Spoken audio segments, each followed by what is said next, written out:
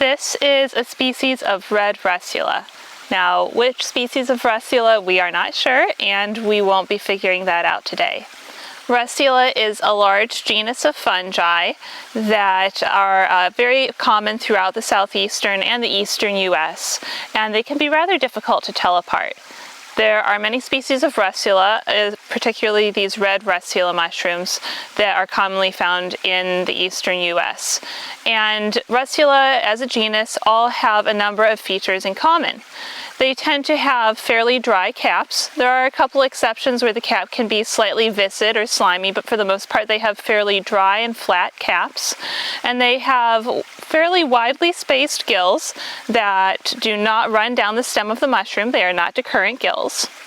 These mushrooms do not have any kind of a latex that oozes when they are cut. Lactarius and Russula mushrooms are fairly closely related to one another, but the primary way that you can tell them apart is by the latex that Lactarius mushrooms are known for, which Russula mushrooms do not have. Russula mushrooms have no latex associated with them.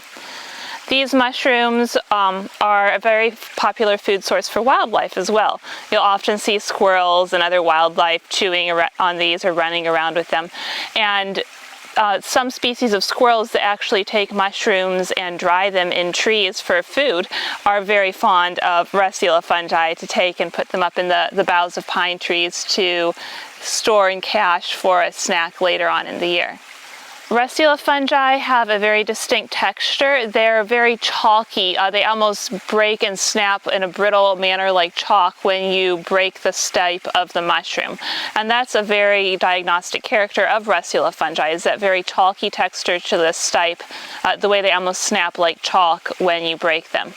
They also have a white spore print. Russula mushrooms will always have a white spore print when you take a look at the spores up close, and that can help you separate this genus out from several other groups of fungi.